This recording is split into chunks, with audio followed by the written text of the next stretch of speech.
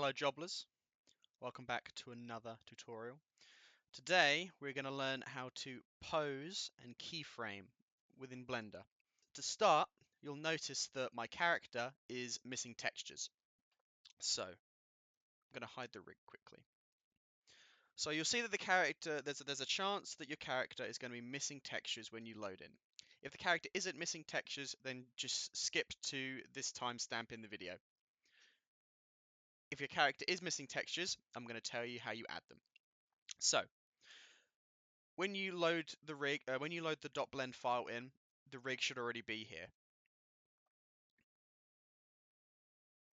But your character may be a solid color like this and with no textures. So what you're going to do, you're going to make sure you're in object mode.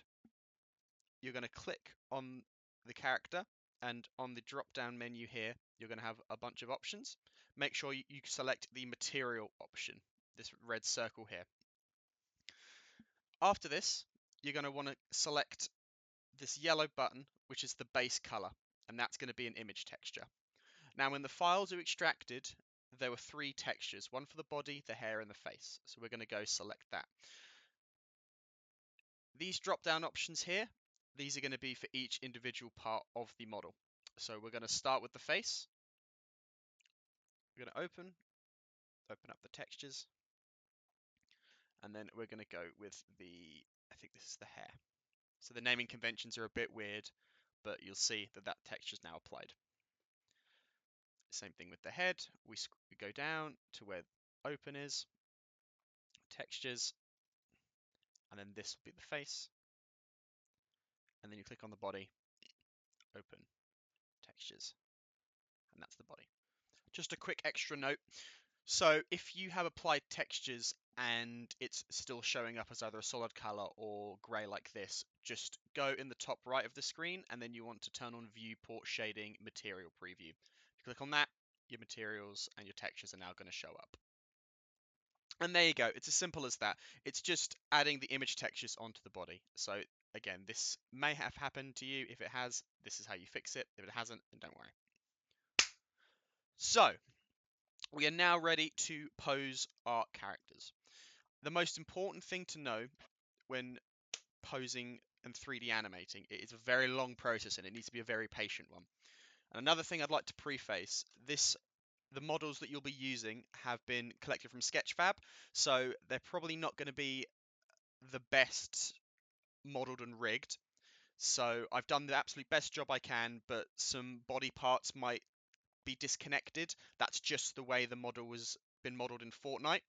So in real industry practice, you'll probably be given much more professionally made models, and they'll be a lot more better configured. But for the moment, this is just for you guys to get used to posing, get used to animating, and just getting that new skill under your belt. Anyway, so I hit the rig from before. You just press the I button here, and that will then hide the rig.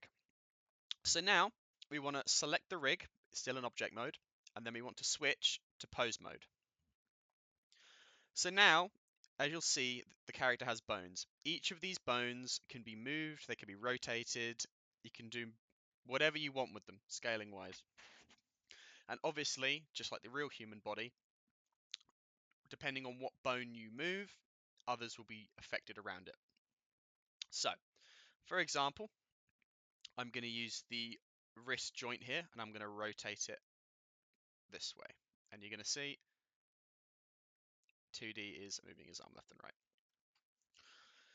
So it's all with posing. It's a fairly simple procedure. It's more just understanding the limits of your model. So obviously you're not going to want to rotate his arm behind, though that looks shockingly fine for the most part. You obviously want to make sure that the anatomy is proper. So, for example, if we did something like this now, where his arm's obviously going inside his socket, it's quite good modeled elbow joint. So that means that you can kind of break him a little bit. Not that you should, but it's an option for you guys. So then if we do something more extreme, so if we move his head all the way back, obviously you'll see that it starts to get a lot more scary and warped. But obviously you don't want to be doing things like this. So I'm going to just create a basic pose of 2D kicking in the air. So I'm going to want to move this leg up, bend this.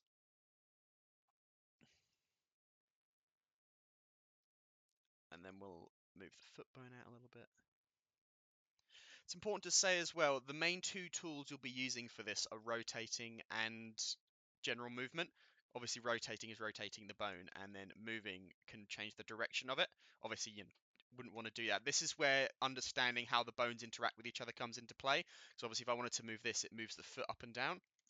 But if I wanted to move it like this, it's a little bit different. It's on an axis.